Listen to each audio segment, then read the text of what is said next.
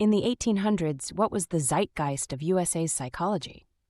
To understand the development of psychology in America, we first need to explore the zeitgeist, or spirit of the times.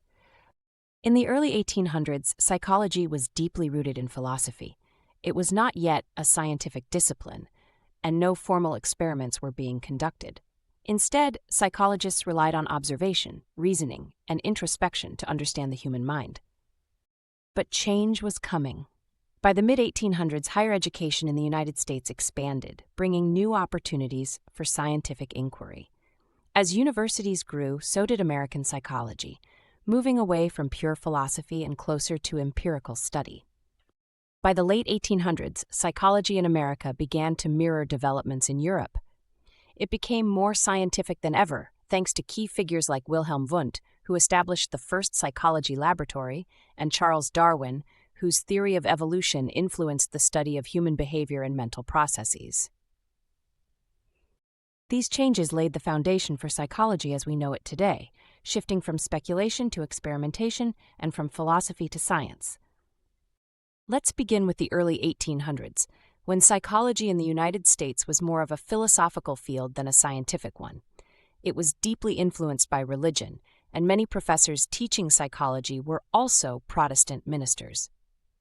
At this time, there were only a handful of universities in the country. Institutions like Harvard University, established in 1636, the University of Pennsylvania, established in 1740, and the College of William and Mary, established in 1779, were among the few places where higher education was available. But psychology at this time was not scientific or experimental. There were no research laboratories for professors or students to conduct studies, and no journals existed to publish and share findings. Psychology remained purely theoretical, with little emphasis on empirical investigation. Psychology in the early 1800s was dominated by faculty psychology, a perspective rooted in Scottish Realism. Philosophers like Thomas Reid argued that the mind was composed of distinct faculties, each with a specific function, and that these faculties interacted to produce human behavior. Reid divided these faculties into two categories. Intellectual faculties included memory, reasoning, and judgment, while active faculties encompassed free will and emotions.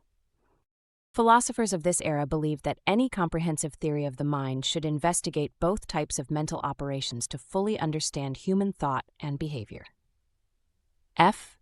If you were a student in 1840 and wanted to take an introductory psychology course, you wouldn't find a class called psychology.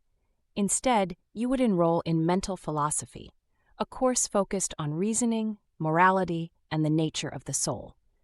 And one book in particular shaped the way Americans studied the mind, Elements of Mental Philosophy by Thomas Upham. Published in 1827, Upham's textbook is considered the first American psychology book. Unlike today's psychology textbooks, which emphasize experiments in neuroscience, Upham's work was based on observation and inductive reasoning and reflected the influence of faculty psychology. He divided the mind into three parts: intellect, which included memory and reasoning, sensibilities, which covered emotions, and will, which focused on decision-making and behavior. For decades, Elements of Mental Philosophy was the primary psychology textbook in American colleges. It shaped the education of future psychologists, even as new scientific methods emerged. So next time you read a psychology textbook, remember Thomas Upham, the man who wrote America's first one. Before American psychology developed its own identity, it was shaped by British philosophy. Two major schools of thought, empiricism and associationism, laid the foundation for how early American thinkers understood the mind. Empiricism, championed by philosophers like John Locke, argued that all knowledge comes from experience. The mind, according to Locke, starts as a blank slate and is shaped by sensory input and reflection.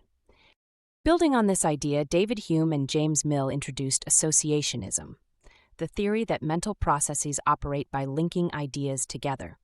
They believed that simple experiences combine to form complex thoughts through the principles of similarity, contrast, and contiguity. These British ideas strongly influenced early American psychology, even as Scottish Realism and faculty psychology dominated university teachings. American psychologists used empiricism and associationism to develop theories about learning, memory, and behavior. By the late 19th century, figures like William James merged these philosophical foundations with scientific methods, marking the shift from speculation to experimentation in American psychology.